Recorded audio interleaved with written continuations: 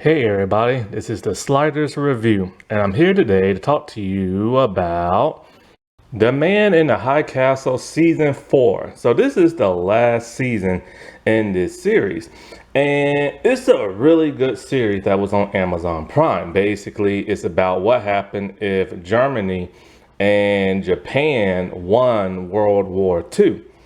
So basically, they took over half of the world and stuff.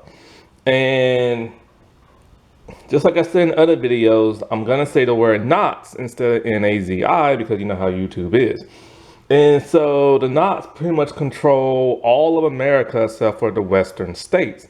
That is controlled by the Japanese. And this show has a lot of great, good characters, but they have too many characters. So many that like not everybody gets their story fleshed out very well. I remember I was just like waiting and waiting and waiting for the fourth season to come out because I was hooked on this show. Then the fourth season came out, and right from the start, I was just pissed off. Why? See, the last season ended on a huge cliffhanger. Juliana got shot while being in prison by the Knots, and she traveled to a different dimension. Oh, I forgot to mention that. So, yeah. This show deals in the multiverse, and in other worlds, the Knots lost and everything. So this gives hopes to certain people in this world, and they form a resistance. The man in the high castle is the one who formed this resistance because people who known as travelers came from other dimensions and gave him tapes of their world winning the war and everything. And so she is now in another world, and a whole year passes since the events of season 3. And I was pissed right off from the start because they killed one of my favorite characters again. And this dude, we saw him get killed, but like it's a body double because the actor, for whatever reason, is not in this show this season, even though they keep showing his face on pictures. And he's in some type of hallucination type thing. And it's just a body double. And I'm like, oh, that just pissed me off right there. Like, he was so interesting. He got a new love interest in season 3, and you take the dude away just like that. Another thing that bugs me about this season is, for some reason, all of a sudden now, this whole season is Juliana versus that of John Smith. So Juliana Crane and John Smith are going head to head in this season where they just want to kill the other person. It's kind of like a Neo and Mr. Smith type thing. But the question is, why? When all of a sudden did it feel like this superhero versus supervillain type thing? Like, it's always been good versus evil. It's mostly just been evil ruling the world and a handful of people trying to change that. But now it's literally good versus evil and everything. And the thing that's so perplexing about that is that in season 1, they never met. In season 2, they did meet briefly, but got along very well because she was trying to find information on her sister's biological father and trying to hide out from everybody trying to kill her in the neutral zone and in the Japanese states. And so, and also, like, he used her for leverage on Joe and everything to keep Joe in check. So other than that, they got along very well. Then in the third season, they don't interact none in the third season until the very end, where he imprisons her, and when he sees she's about to travel, he goes to shoot her. Other than that, they don't have much screen time together. So why are these two now mortal enemies and everything? It makes no sense. It would have made more sense if Joe and Smith would have been mortal enemies, but they killed him off in the third season. I swear, man. And, you know, like I said before, they killed Joe in season 3. They killed Frank, which was an amazing character in season 3. And now they have some leftover characters from the last season. Some are just there just to linger on, like the antique shop dude. Why is he still there? Like, I don't get it. Like, his story should have been concluded and everything. Wyatt, he's pretty much now the main dude of like the show who's fighting like, you know, the bad folks, and because, you know, he's part of the resistance. But it's kind of weird because it's like in the last season, he wasn't even part of the resistance. He didn't even really believe in the tapes of the man in the High Castle. And now he's been promoted to being the main guy who is leading the entire thing.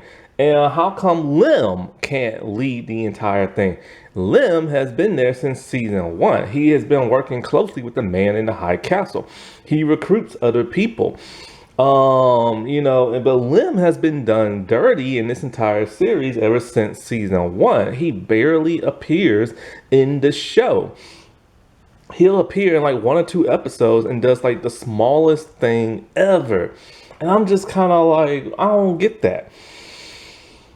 And I'm also upset that like they have now made Smith this ultimate bad guy, because in the past, we knew he was an American soldier who defected, but we didn't know why. We get backstory as to why in this season, so that's kind of cool.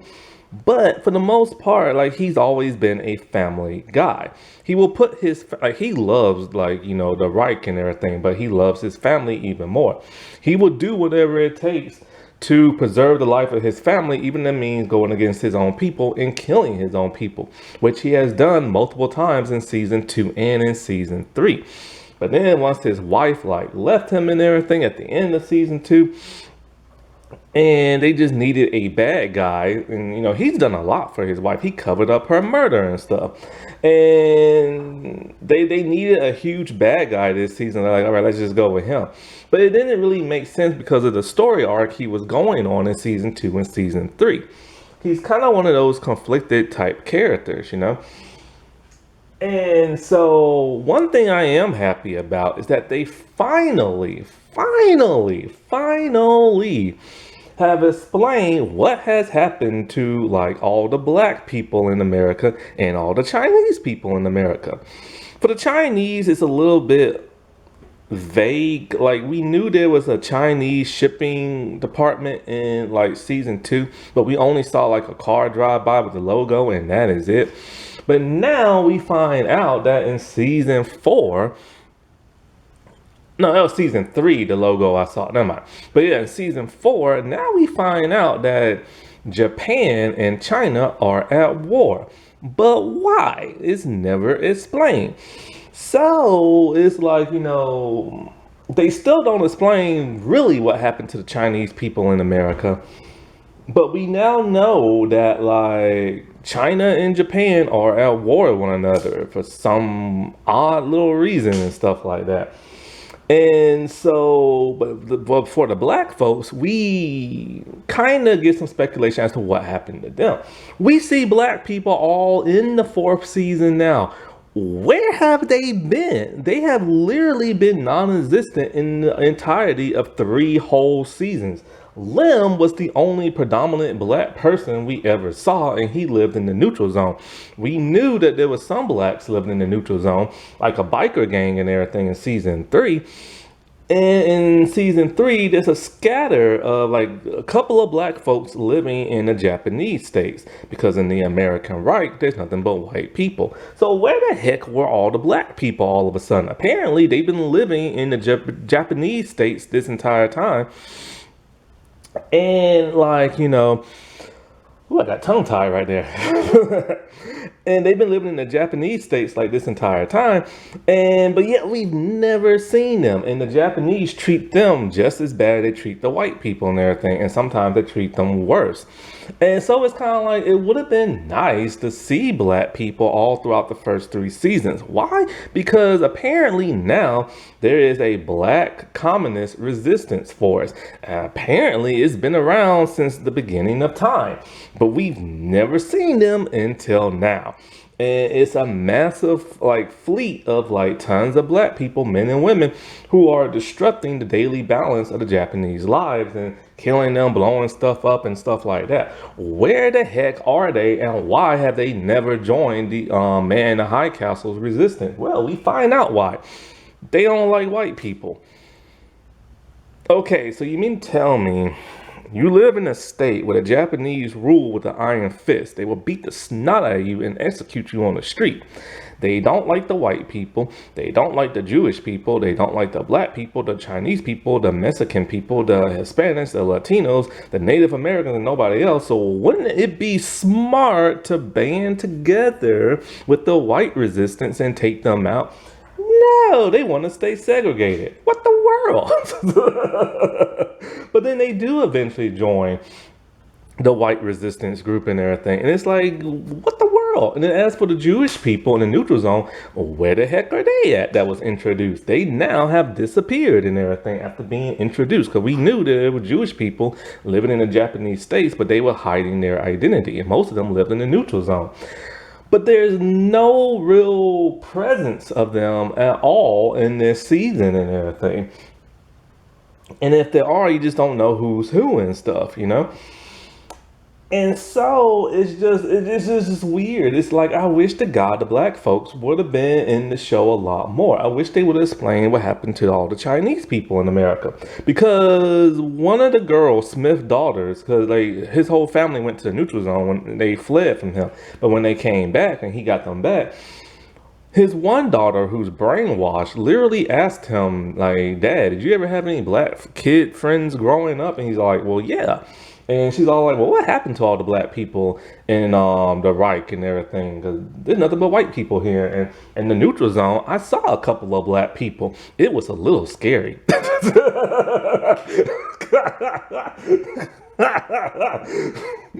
What the world? It was scared to see black people. And he's all like, well, what did your teacher tell you at school? She's all like, well, all the black people went back home, aka Africa. Oh my God. So the black folks went back to Africa. And not only did they go back to Africa, but they're also working for the Reich. He's like, well, there you go. They're back in Africa working for us. What the world? But his other daughter, who's starting to rebel against the Reich, is all like, you know that's a lie. Why'd you lie to my sister for? Because she knows the black people didn't go back to Africa and they're not working for the Reich. Most of them are, a few of them are in the neutral zone and in the Japanese states. But most likely they was executed along with the Jewish people. Now, in the book that this is based off of, the black people were enslaved once again. And so they don't really make too much of a reference. They have to kind of like look between the lines of what they're saying and stuff. So just like with the Jewish people, the black people got executed. And most likely the Chinese people got executed as well. Because you know, Japan and China just don't like each other just in general and stuff. And, you know, as for the man in the high castle, I can't believe the crap that happens to him because he's in prison. His wife is in prison. He'll do anything for her. So they make him make a bunch of propaganda type videos talking about, oh, get this, right? Get this. They made a video of this white man working and he's all like, and his black boss that supposedly lives in the Reich, like where? Because there are no black people that live there. But all of a sudden there's a black person now and he's all like, I'm your boss. And you know what? I'm going to fire you. And instead, I'm going to promote another black man in your position and I want you to train him. So basically they're trying to say black people are stealing white people's jobs. And the people in the Reich believe this, even though there are no black folks in the Reich. So why would they believe this? And the man in the high castle has to say, yes, what you've seen is true. And I've been lying to you this entire time. There are no videos from other worlds and everything. Like, you know, the Reich is the best place in the world and blah, blah, blah, blah. But he has to say that to keep his wife alive. So, and then the worst thing of them all is the very ending of this season. The ending doesn't make a lick of sense. And it's just left on that note and you have to assume what the heck is going on. People who watch this could not figure out what the heck literally happened. Is that like questionable and stuff? Like where did, like who are these people and crap? So you had to go online and find out from like the creator of the show, who explained, well, not the creator, but the second showrunner, because the first showrunner left halfway into the second season. So the new showrunner explains, hey, who these people are, and it's just kind of like, you couldn't explain that for us. It just like the most random thing happens, and then it's like how and why is like something like, is the multiverse collapsing or something? Like, what the heck is going on? Like, you know what I'm saying? Like, it just doesn't explain and stuff. Oh, I swear to God. And then they kind of break their own rules of traveling to different dimensions. If, okay, you can only go to a dimension where you don't exist or you died and no longer exist. And if you travel there, you can't stay too long because you'll get sick and die. But yet Juliana has been there for a full year. And not only that, but now Juliana has a second superpower. Because they gave her a superpower in like the third season where she can see the memories of her other dimensional duplicates. And now all of a sudden she's like in some kind of like weird spiritual nexus plane and all this other weird crap. And I'm just kind of like, people already hate her character because how selfish she is and all the bad mistakes she makes. Now you're gonna give her extra superpowers? Another thing that's never been explained too well in the entirety of the show is like the actual traveling to different dimensions. Like, we know that when an actual person, we know that a person can meditate and can travel, or when like a really, really big shock of fear, they focus on something, they're able to travel. And so they never get to pick their destination. It just happens at random to wherever they don't exist on that world. But what exactly chooses them to go to which world? Is it fate? Is it destiny? Is it some type of spiritual thing? Is it some type of godly thing? We don't know, you know what I'm saying? But like I said before, the Knots in season 3 at the end found out about different dimensions. So they built a machine to travel there. And because they found somehow the weakest point in the world where it's like a tear in the fabric of space and time where they can travel to different dimensions. It's never truly explained, just have to go with it. So they built the giant machine and 4 people went through, but only 1 person survived. The other 3 got burnt to a cinder. And so the man in the high castle tells me, you know, like, oh, that person survived because they went to a world where, you know, they didn't exist. And so with the whole year has passed, I guess we're to assume that they made improvements to the machine, because now all of a sudden they are sending teams of people to other worlds to pillage their materials and their resources and stuff. Special metals, jewels, liquid type like chemistry substances. I can't think of the name of it right now. Chemicals, that's it. You know, anything of value to make their technology more better, because in season 3 or 2, we see they have face chat and everything because, you know, Knott's technology was always more advanced. So they just decided, okay, we're gonna make it a little bit more advanced for this show. And then once they do the interdimensional travel, it'll be even more advanced. But here's the thing. How in the world are they able to like pinpoint what worlds to go to?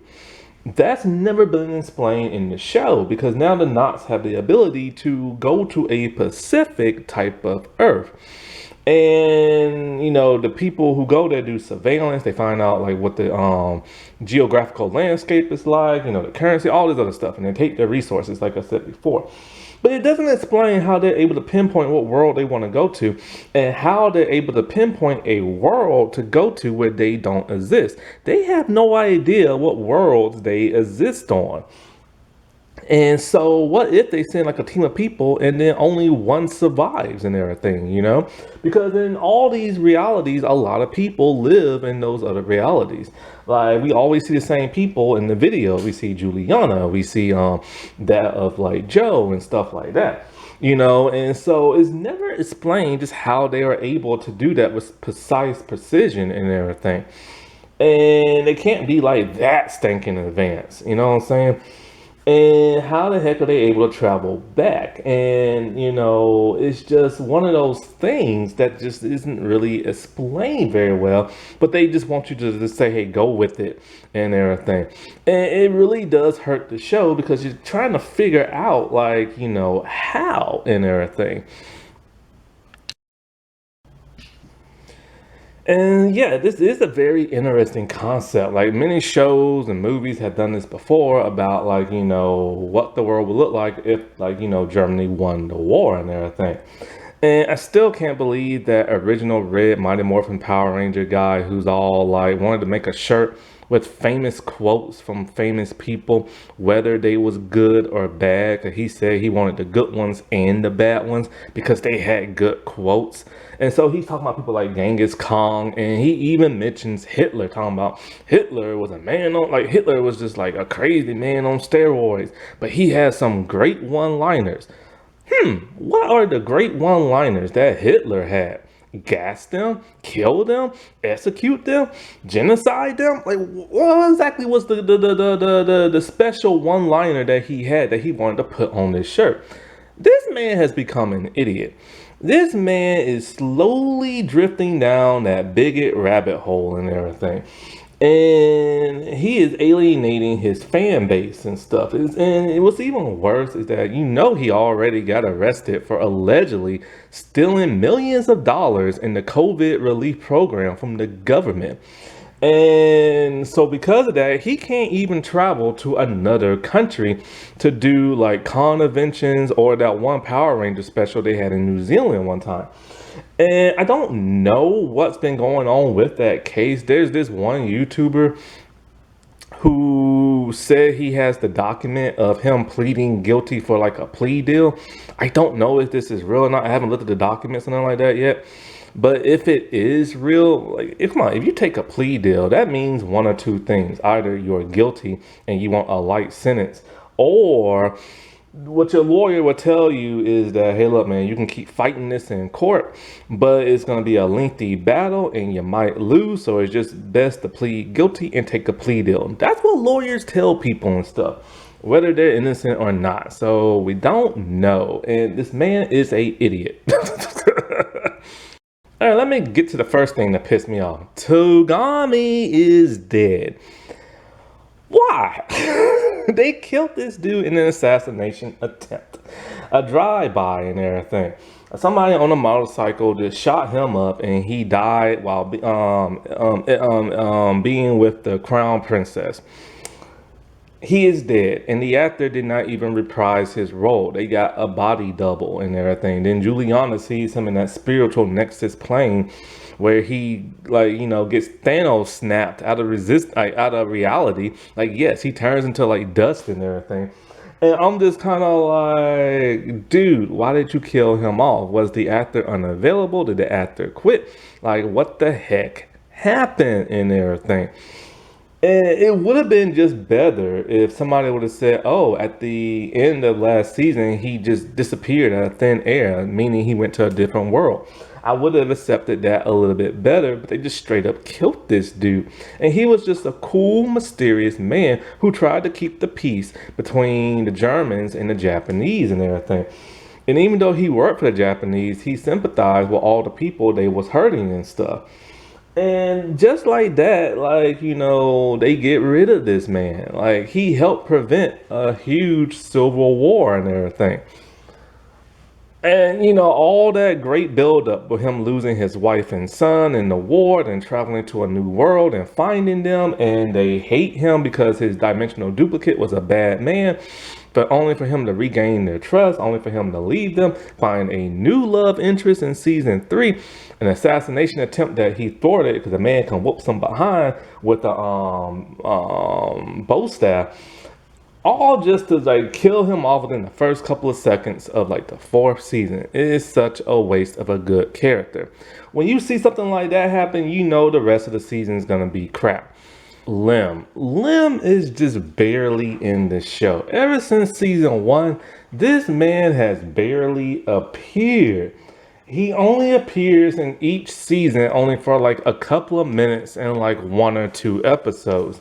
It is really embarrassing. Why couldn't he lead the resistance? Why couldn't he lead, like, the black communist, like, rebellion and everything? Like, he's literally only there to assist Wyatt, and then later on in the last like episode or two, cause he knows the black resistance people.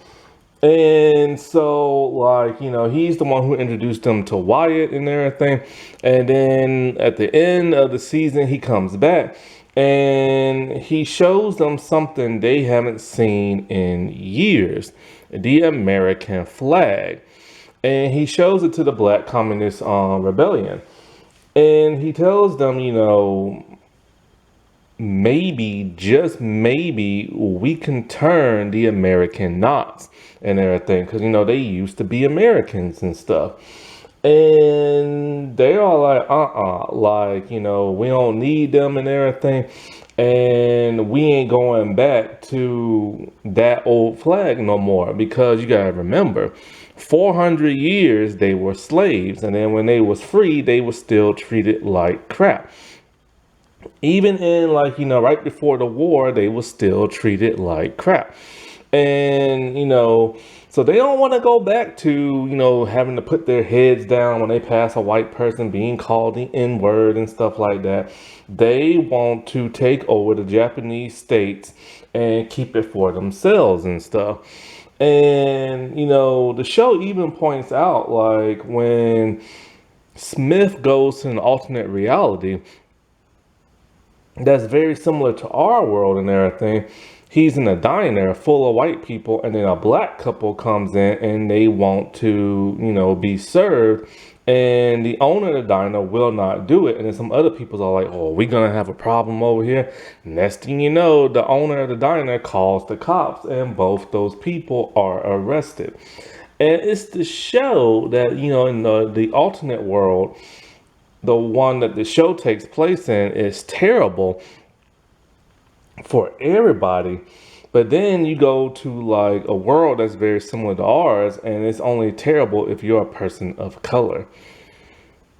Wyatt, he's the one who's leading the resistance against the Knots and everything, and he's having a heck of a time trying to get it done. They're just overpowering his forces and stuff. And, he hasn't seen Juliana in like forever. So after Lim introduces him to like, the Black Communist Rebellion, eventually they do accept his like help and everything. And they take out, and instead of going after like the Reich, now they're going after the Japanese and stuff.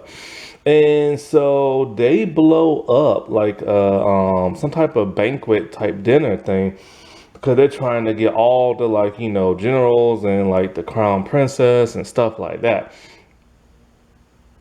And so like he's working for them for like a while, but then after that, he goes back to like New York, and he helps out the resistance, and he later finds Juliana. They have a bit of a romance this season. She's completely forgot about Frank. Hasn't even asked what happened to Frank. I don't even think she knows Frank is dead. But she's striking up a relationship with him and everything now. And so basically they're trying to get information on Smith because he wants to kill Smith for some bizarre reason and stuff. Robert has an interesting story arc this season. Honestly, there was really no point in bringing him back. Like, I feel like his story concluded with Ed, you know what I'm saying? But he's back in, like, San Francisco. Ooh, I'm tired about that. He still has his antique shop, but this time he has an assistant and a girlfriend. Yep, that's right. This man has finally got himself some. And like he finally got himself a Japanese woman, something he's always wanted. And so basically he spends most of the season with that of Yukiko. And so like, but she helps him introduce him to like, the crown princess. And because of that, he has to go to that banquet and everything. Well, the resistance blows it up. and they take him hostage and everything. They're gonna kill him, but he's able to talk his way out of everything. He's all like, "Look, man, I can help you. I know what some certain people gonna be at, and blah blah blah blah, and this and that, and I can help get you like a meeting with like the crown princess and stuff like that because." The Japanese people don't want to deal with the Black Rebellion because they're having to deal with the Chinese crisis and everything. Still, it's kind of odd that all of a sudden Japan and China are going to war and there was never no buildup in no other seasons. And China is giving weapons to the Black Rebellion. Ooh, my bad. And so after all that, like, that happens and stuff, they're still gonna kill his behind. But the dude who's supposed to execute him decided just to like, free him and all this other stuff. When he heads back to his antique place, it's been ransacked and most of the stuff is gone. Yukiko tells him that the Kepitai went in and they wanted to like interrogate him and this and that because they know he's been with the Black Rebellion. So anyways, at some point in time, like Kido wants to talk to him, but he only wants to know what the Black Rebellion are like and why they fight so hard. Anyway, of course, the Black Rebellion, they're just blowing stuff up left and right? And so he sees this and Kido just lets him go. He loves Yukiko so much that he wants to marry her. And he proposes. Why? Because the Japanese have decided that they're going to withdraw their occupation of that part of America and head back to Japan. Because they've had enough of the Black Rebellion because, they can't fight two wars at the same time. And, part of that is because he told them, they will fight to the bitter end and everything because they've been through so much. And so, like, all the Japanese have to go back, and of course, Yukiko has to go too. He wants to go with her. Now, the thing that's really odd is kind of like, okay, I can understand he has an attraction to the Japanese people and everything, right? But they are still the enemy in this show. And they will straight up kill his behind if he does anything wrong or imprison him. In fact, he's had the crap beat out of him last season and stuff. And so it's kind of odd that he would end up like, falling in love and, interacting with them. Because he doesn't interact with like other people of like his race or other races and stuff. He also swindles Japanese people out their money by selling them stuff that's either real or fake and stuff. But, he does love her a lot. And it's a really interesting interaction because when everybody's about to leave and stuff, now all the white people in like San Francisco are like stepping up to the Japanese people. Finally, they have reappeared. I'm just like, where have they been this entire season? It's like, where were the black folks in the first 3 seasons? And all of a sudden, where are all the white and Jewish people? The Jewish people that are still alive, pretending to be white. And where are all the white people this season? This is like all of a sudden they disappeared from San Francisco and everything. But they try to go in his shop. It's all like, we heard there's some Japanese people around here. Let us investigate. And so he picks up a baseball bat and he's ready to swing for the fences. But then they get scared all of a sudden. They start backing up. But why? Is it because of him and the baseball bat? No. The camera pans back and there's Yukiko with a gun.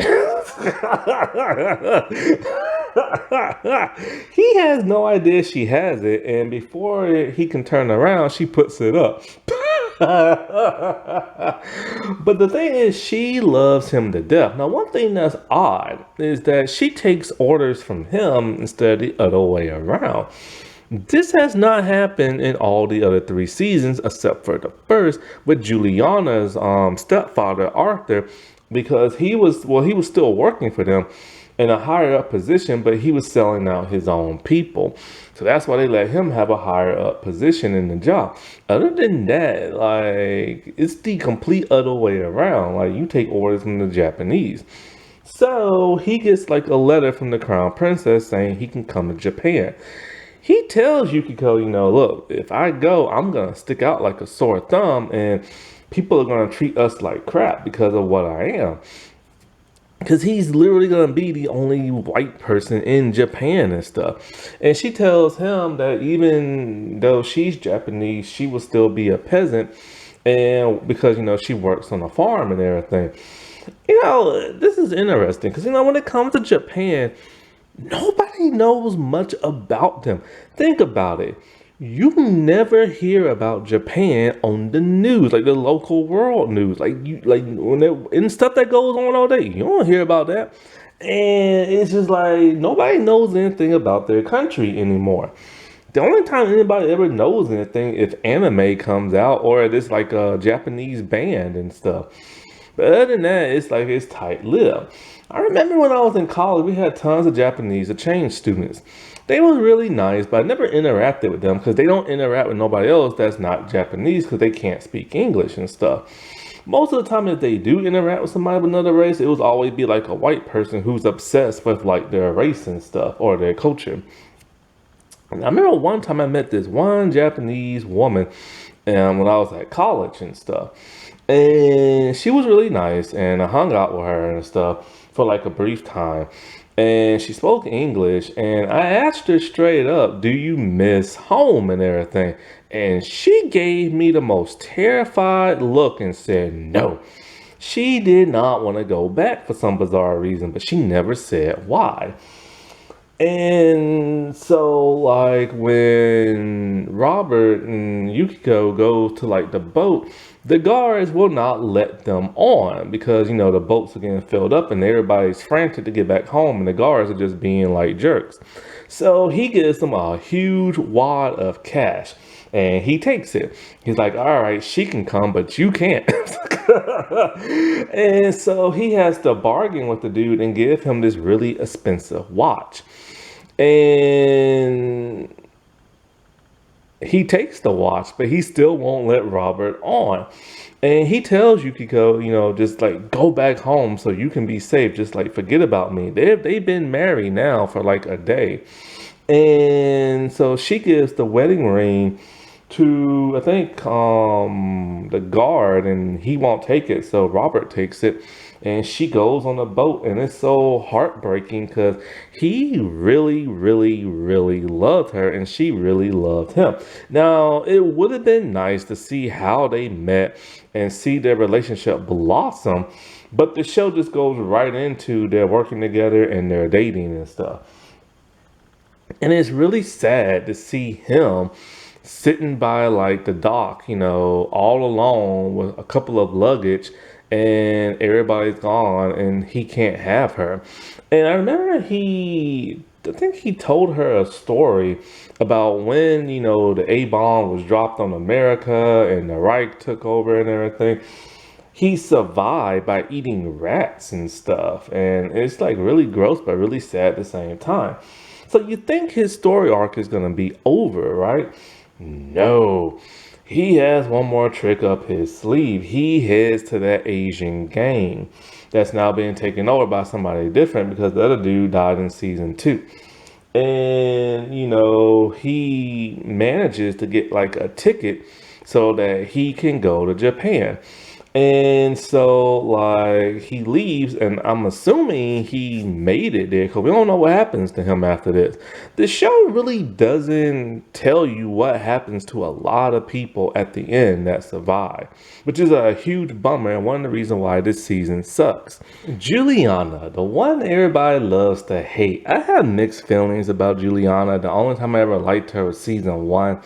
This season, she is such a selfish character.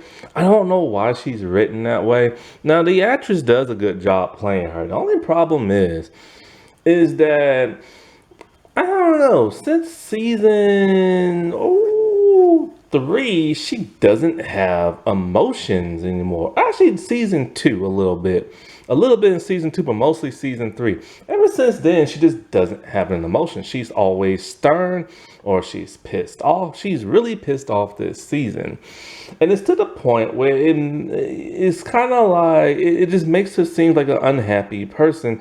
Even when she's flirting with somebody or she's dancing, playing around with somebody, she's always stern. It's like they told her not to smile or anything like that, which is a problem with a lot of ways lead female characters are written that are like the hero. It's like they're not allowed to show emotions anymore. I don't know why that. I mean, even Xena smiled once in a while. But it's odd. It makes it look like a bad performance. And the actress can actually act. It's just she had to be stern the entire time. And so after getting shot at the end of season 2, she wakes up in another world in a bed of flowers. And guess who she's found by? John Smith of an alternate reality. After that, she spent an entire year in that other world. And it makes kind of sense why she would go and stay there, but at the same time, it's like, dude, you started something.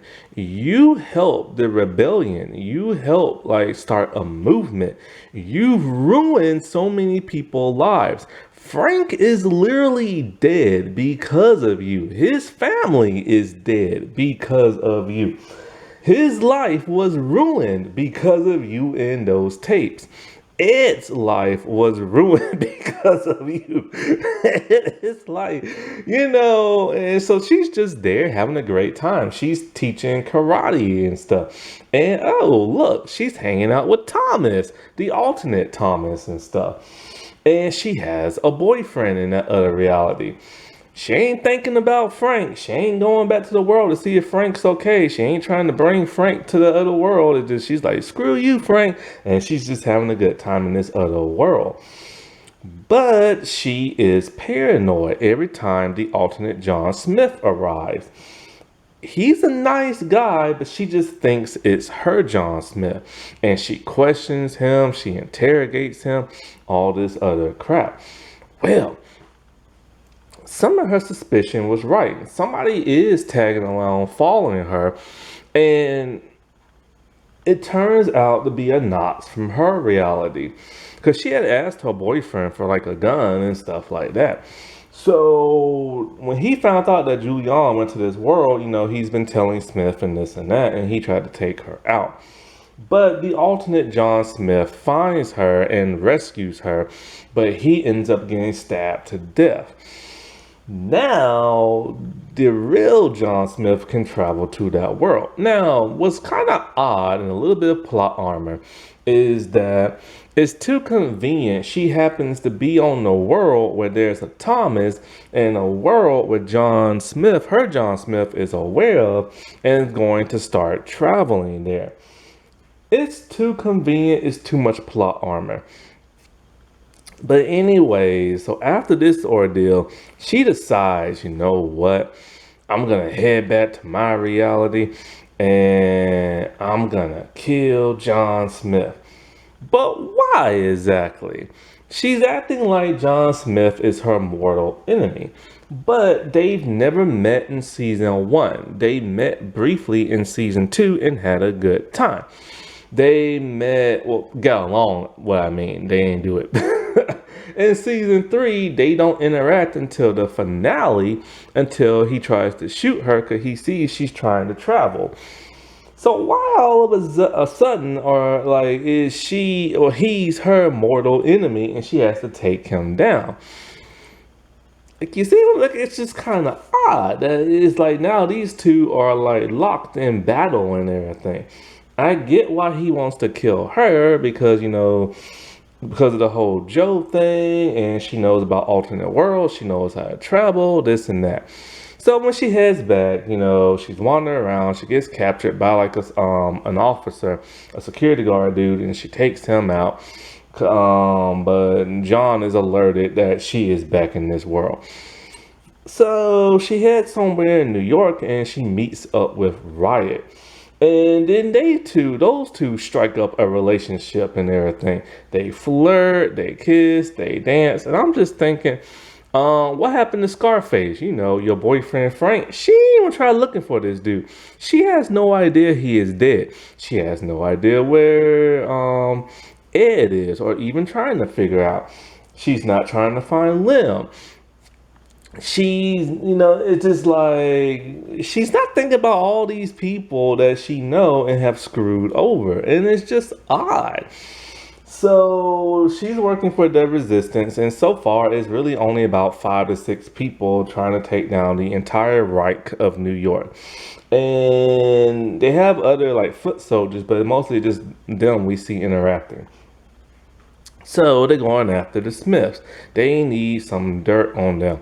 And she thinks she can have an ally in that of the mother because they bugged the daughters and heard one of them talk ill about the Reich and heard the wife talk ill about it. So they know they can probably turn her. After a little covert stuff here and there, she convinces the mother, Helen and everything to be on their side. And she tells Helen that your husband knows about alternate realities. There's another Thomas. Helen doesn't want to believe it, but Helen goes to her husband's office and finds the proof.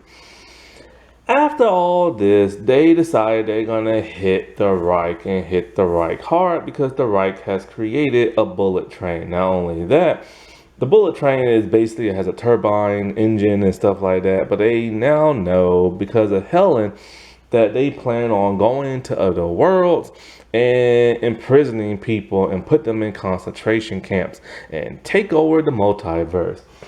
So they're gonna blow up the rails that the bullet train is on. And so when all that is said and done, she has an interaction with Smith. But then something odd happens, which I'll get into a little bit later. Oh, one thing I forgot about Juliana. So, like, when she was away in that alternate reality and she came back and she's with Wyatt, she's driving along with him in the resistance and she gets pissed off and makes them stop driving at night. Why? Because she has no idea that there's a new statue in place of the Statue of Liberty. See, remember last season I told you that they had like the original Statue of Liberty, then they blew it up, and then that's when Himmler got shot. So a whole year has passed, and now they put this in its place. Keto, I can't believe what they did to this man this season. They tried to redeem him. Yes. Now, Keto is a monster. This man will hunt you down, interrogate you, beat you, kill you, behead you, and gas your family. He is a terrible human being, and he's even said, he's never even given people their last word, their last meal, nothing like that. He's killed people. He's planted evidence on people. He is terrible. So why in the world are they gonna try and redeem him? So basically, his son is the main focus at some point in time. But first, he's trying to figure out who killed Tugami, which is odd because he did not like Tugami in the last season and tried to find out stuff on Tugami and told Tugami, what you're doing is treasonous and you can die for this and blah, blah, blah, blah, blah. He really hated the man. But when the dude got assassinated, of course, he has to find out who did it because the crown princess asked him to. And so he's trying to figure that out. And he finds some black rebellion. Well, actually, he just finds some regular black people. And for some reason, he thinks it's them. But it's not. And he keeps digging and digging. This one general dude told him, do not report to that of like the crown princess. You report to me. So he's starting to get a little suspicious. And so some of his investigation led him to this one man. And I can't say his name. In Oak Yushi. He is like some type of general dude, and the crown princess has asked him to make peace with the Black Communist Rebellion because they just can't, go through another war trying to fight, the Chinese, the blacks, and at some point in time, the Germans and stuff. And so, like, he made peace with them and everything, but here comes Keto and kills the Black Communist Rebellion leader, and he arrests this dude, and he tells this other guy, that I have him and he's gonna be sent back to Japan, and like he's gonna go to trial. He's like, no, he's gonna go to trial here. Well, they find the dude guilty and they're getting ready to assassinate him until Keto comes in and is all like, I have discovered the real truth. And the real truth is that this guy is the one who killed Tugami because he likes the occupation in San Francisco and everything. And he doesn't want peace with the blacks. And he doesn't want peace with the whites or anybody else. And so after this, he's like in prison, but he hangs himself. Why? Because after talking to Keto, the crown princess wants to know, will the Black Rebellion keep fighting, and is it wise to keep fighting them? He tells her, it's not, because they're going to keep fighting, and we can't fight two wars. So she tells the emperor, and all the Japanese people leave. Except for Keto. Why? Because the other part of the season is like he's dealing with his son. His son is a soldier who is suffering from PTSD. And so, like, we don't know how long his son's been a soldier. And it's just kind of an odd storyline. They needed something for Keto to, redeem himself, which in my opinion, he shouldn't be redeemed. And so, like, he's trying to encourage his son, but his son's just not having it. To where he just, like, screams at his son, talking about, you have dishonored me, take off your uniform, you're a soldier, and blah, blah, blah, blah, blah, and get out my house. And so his son is also an alcoholic and a druggie. And so he goes to that one, like, place where the Japanese gang hangs out, and he does a bunch of their drugs and does a bunch of their alcohol, and he racked up a lot of debt. So his storyline is basically he's having PTSD because he killed somebody, an innocent person. He gets drunk and high. He disappears for most of the season. And then all of a sudden, Keto comes in and is all like, I will pay off his debts and blah, blah, blah. I want my son to go back to Japan. And so now Keto is going to work for the gangster dude. That is the debt that, he has to pay off and stuff for his son.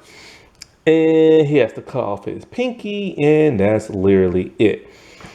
But there's more about Keto. So the whole storyline between his son is just kind of whatever. It was nonsensical. There was no point in telling it.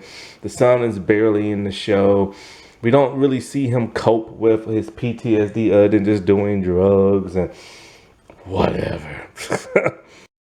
So Keto gets captured by a group of white men. They're pissed. They don't like him. And they don't like how Keto kills their people and beat their people. But when he was about to get lynched, all of a sudden the Black Rebellion comes in and saves Keto. I'm just like, I don't get it. Y'all don't like the Japanese. You don't like Keto. You've been trying to kill Keto all season, and now that he's finally gonna die, you save him. Why? Because they don't want to see nobody get hung, because they know about lynching for when white people used to do it to them.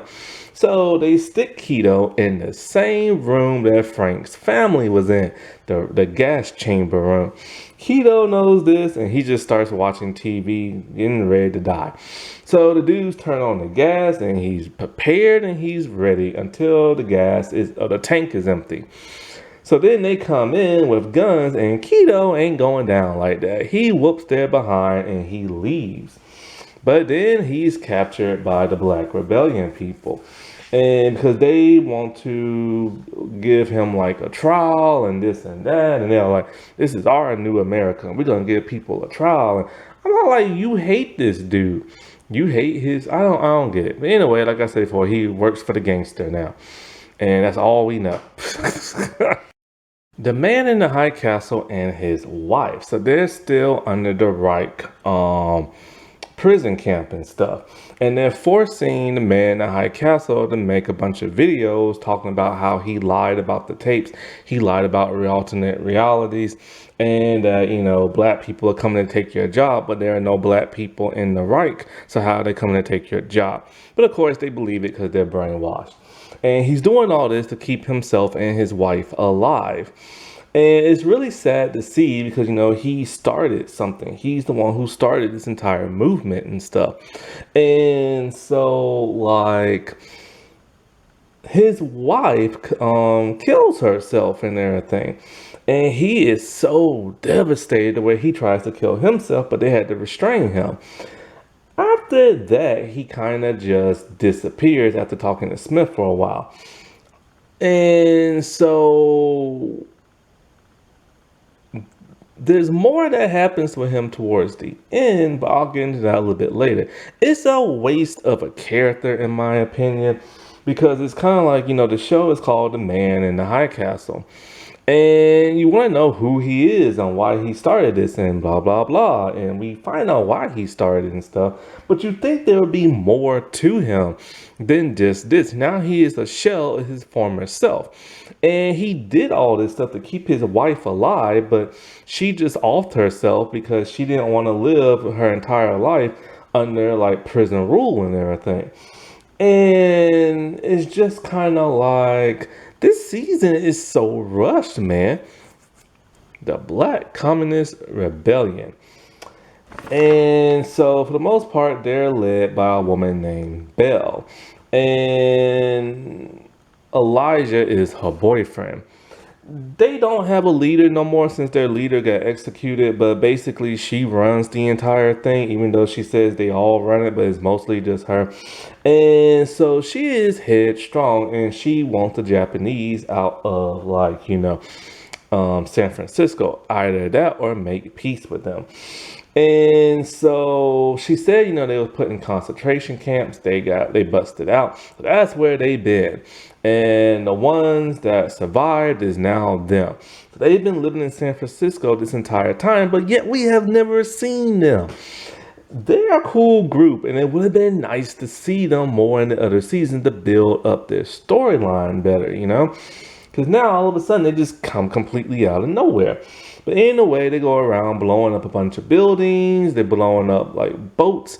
And the Japanese is struggling because they blew up an oil rig and their boat had like tons of oil in it. And so they don't want no help from like the resistance because they're white. But they later accept their help. But then when Lim comes in, of course, like I said, with the American flag, he just doesn't bring in the American flag. Oh, no. He brings in American knots that have defected. And they're like, no, we don't want their help. And everything. He's all like, well, they gotta do something because they want to fight and preserve this country. She's all like, I guess I'll just have them wash dishes or something like that. And it's kind of like, it would have been nice to see American people rebel against Germany and stuff like that. We don't see much of it. We see only a tad bit of it and stuff. And so after they've now conquered that of San Francisco, they're happy, they're living up. But then there's a problem. They should have known this was going to come. The Reich is all like, oh, the Japanese is gone. Let's take over that area of the country. So they want it. But they don't have enough firepower to fight like the Reich. So they try to make a plea talking about, you was once Americans. This is your country, And so now all of a sudden they want their help. So they're getting ready because they see jet fighters fly by them. They're getting ready to be bombed and everything, but it doesn't happen because the strike is called off because of something that happens. So the entire Smith family, boy, they had so much character development this season. The show pretty much this season pretty much focuses on them. So first I'll get to the daughters. Jennifer and Amy. Amy is the youngest and Jennifer is the oldest. So, like I said before, their mom took them to the neutral zone and they've been living there for a whole year. But Smith ain't having that. John, he comes and get the daughters and everything. While back in the Reich, Jennifer is starting to rebel. She likes the neutral zone. She likes black music. And she is starting to see that everything she's been taught is a lie, where Amy is just as brainwashed as brainwashed can be. Even to the point where she wants to rat her sister out to the police because she was listening to black music with her friend. And so, John is trying to tell her, you can't be having these type of views because, I might not be able to protect you and stuff like that. She calls her mom and begs to go back to the neutral zone and talking about she'll just like find her own way there. This causes Helen to come back home. But Jennifer is still defiant and everything. When she goes to school, she's not liking what she sees going on because one of the students wants to rat out a teacher for teaching them about Romeo and Juliet. And like, I don't like this story and you shouldn't be teaching us this. I can get you arrested. And with her one friend who has a crush on her and stuff and kisses her, she just starts talking about how she hates it here and how everything is a lie and blah, blah, blah. And he's terrified. He's all like, you shouldn't be saying stuff like this and everything because you don't know who could be listening. And listening they are. Everything is being bugged. Their whole home is bugged. They even bug like a newspaper that's near them. All thanks to Edgar Hoover and everything. He's back this season. And so like now they have the evidence they need against like the family. And so like her sister is beyond brainwashed, like I said. Now Jennifer stands up to her mother in a big way. I wish she would have did it to the father, but it exposes a secret that Helen has. So while in the neutral zone, they was living with like Helen's brother. But like I said before, when John took the girls and Jennifer called like upset, she goes back. She doesn't want to go back. She doesn't want to be in the Reich no more. It turns out the reason why they're there is because of her. See, there's a flashback. And in that flashback, we see that a couple of U.S. soldiers are hiding out. They have no food, they have no water, and she has a newborn baby to feed who's crying. There is a U.S. soldier, former now, who has joined the Reich, and he tells them, look, first people who join, you're going to have a good life, a good job, and a good home. Anybody who doesn't and it takes them too long to join, they're going to suffer. And he gives them food and water. So they have a friend. It's John's friend. I forget his name. And she convinces him like, we need this and food and blah, blah, blah, stuff like that. John's friend is all like, yo, I can't join. I'm Jewish and everything. So they help him escape. But he's later recaptured. And I'll get into him when I get into John. And so she's been living up the good life all because, she wants to take care of her family. And like I said before, they're starting to downgrade her character like they did in the last season, because she kissed that like other man and had an affair on John. And it's just kind of like, where is this coming from and stuff? And it's like, she left John But I'm all like, the dude has been keeping her and her family alive, even to the point of covering up a murder that she committed and stuff. So it's kind of odd, her behavior. And so, like I said before, Juliana Crane has been in contact with her. She finds out Thomas is alive on another world, and she's furious and terrified when she sees what the Reich has in store for the multiverse. And so Jennifer corners her and is all like, I want to know the truth. I want to know about, like, who fault it is, the reason why we're here. Did you know about the concentration camps? What happened to all the black and Jewish people? I know the black people didn't go back to Africa and serve the Reich. And so where are they at? So Helen just confesses that, they're dead and everything. And the ones that survived were the lucky ones. And she's all like, so you had a helping hand in doing all this and you just turned your head the other way. And she's all like, I did it for you. I did it for the family to have like a good life. And she's all like, and it's like, holy crap, dude. Like, she's just as bad as her husband. She's been living like, this, oh, I'm such a good woman lifestyle and everything. So in a way, she asked Juliana to take care of her family because she probably knows she ain't gonna make it and everything. Well, here's the thing. We don't know if the resistance got her girls out or not. It's never shown. So anyways, she later on, tells John about, what she knows about the multiverse. John, on the other hand, he's been going to that alternate world to visit Thomas, and he is ecstatic. Like I said before, they're still on that journey of trying to redeem him and show that he is actually a nice guy. He's a family guy. He'll put his family first before that of the Reich. And he just loves the idea of being with his son. But on that other world, he doesn't have no daughters. He ends up clickety-clacketing with the alternate Helen and stuff. But there is a problem. The problem is that Thomas has enlisted into the army. He wants to fight the war. John is terrified. He's all like, no, look, you'll die. I know you'll die. I've seen it. I don't want this to happen. But this causes a rift between those two. So when he enlists and leaves, they leave on bad terms. And because of that, him and the alternate Helen have an argument and stuff. Another argument they have is, like I told you, that black couple that got arrested. He did nothing. And Thomas is all like, what's wrong with you, man? You would have stood up for them and everything. And of course, this version of John don't like black people no more.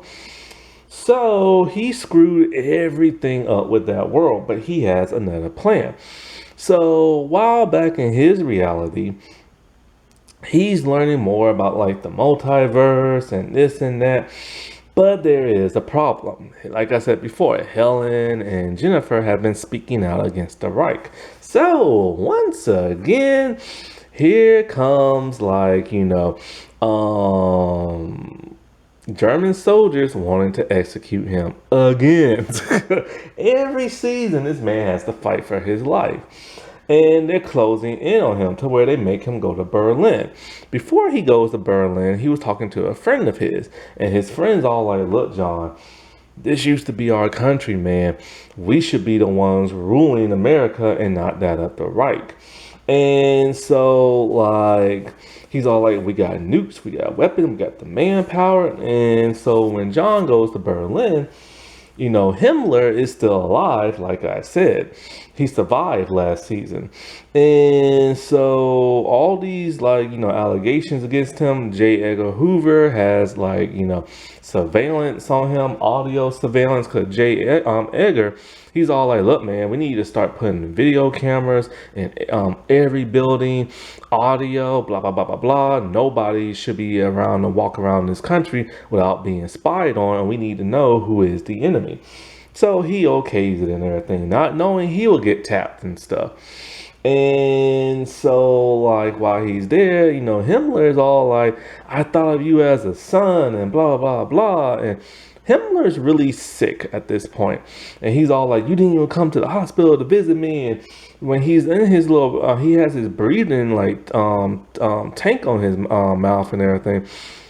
John kills him. And when John leaves the room, he notices that all the other German generals and stuff have been executed. What happened and who formed this coup? He formed it with another German soldier. And he tells him, hey man, you control Germany and I'll control America. He's like, all right. So now John's in control of all America. So he's ready to execute his plan to take over the multiverse. And while on the bullet train and everything, him and Helen get into an argument because he tells her, I found Thomas and we're going to kidnap him and bring him back to this world. And she's like, no, I can't do that. That's not my real son. And what about his real mother and blah, blah, blah and stuff like that. So she confesses that she told the resistance about like everything.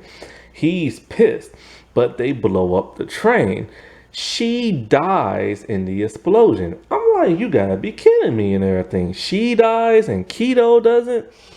Anyways, so John is shooting his way out, and guess who's on his tail? Juliana and the resistance. But John is upset. He knows that Juliana and the resistance have their kids, supposedly. Helen is dead. Thomas doesn't want nothing to do with him. He's lost it all. So he's sitting by a cliff, sad and talking, and he just takes the gun and ends his own life. I'm all like, you gotta be kidding me. Juliana couldn't even take him out. They just have him take himself out. That's just so bonkers, man. But something else crazy is going on that doesn't make no sense and in my opinion kind of ruins this entire season. So the machine has been turning itself on by itself. And instead of blue light, now it has like a golden light. But why exactly? Heck if I know, because the showrunner won't explain it. So all the resistance people, Juliana, Wyatt, and that of the man in the high castle is trying to figure out what's going on. And then all of a sudden, tons and tons and hundreds of people start walking through. They're from alternate worlds. And they're all like, where do people come from? And they're all like, everywhere from the multiverse. But why are they coming to this world and this world only? Why has the barrier been open the way it has? Who turned it on? Why did the machine turn itself on? Is this like an act of God or something like that? We will never know and find out. And when the people started walking on through, they're acting nonchalant, like they're used to this and everything. They're not freaked out in the slightest. And then the man in the high castle decides he's gonna walk through the portal and leave this reality and stuff. I guess because his wife is dead. And it just ends like that. And I'm just like, what kind of ending is that? They didn't explain nothing. What's going to happen with all these people who are here? How the heck did they get here? What is the Black Communist Rebellion going to think of when they're here? What are the Knots going to think of when they're here? You know, because remember when I said they was about to bomb the black folks and stuff? Well, after John is dead, after Himmler is dead, that dude who knows John decided, let's call off the airstrike and there's no point in going to war with the Black Rebellion Party. So he saved them and stuff. But this is just the most like in the air ending I've ever seen. And I'm just kind of like, so many people are pissed off by this ending. I'm not even kidding. It's just like terrible and stuff. And this whole season was rushed. Everybody's storyline was blah. People who's like, everybody's pretty much dead except for like Keto, Juliana, Wyatt, and Lim, and the man in the high castle. And it's just kind of like, I don't get it. What was the significance of everything? What was the significance of Juliana now losing her power of seeing through the multiverse, her memories of her other self? And what was the point of her having this weird dream sequence where she meets Tagami? We will only see the back of him. What's the significance of him drawing this symbol? A symbol she finds on the cave walls, but She was gonna go to those caves anyway, because that's where the portal machine's at. So what was the point in drawing this symbol? What's the significance of it? Nothing is explained. It's not explained where the black folks been at for the past 3 years in this show. It's never explained why all of a sudden, like, the white folks and the Jewish people and the people in the neutral zone didn't help out when the black communist rebellion was doing what they was doing, but then they show up at the last couple of minutes in the last episode not to fight. This season should have had a huge war blowout with people like fighting each other, shooting it out, trying to blow stuff up, but we didn't get it. You would have thought that all these resistance people from different groups would have fought like the Japanese and the German people, but no. This was such a whimper of a season. And Juliana has ruined so many people's lives, especially Frank. Alrighty, well, I'll talk to y'all later. Bye.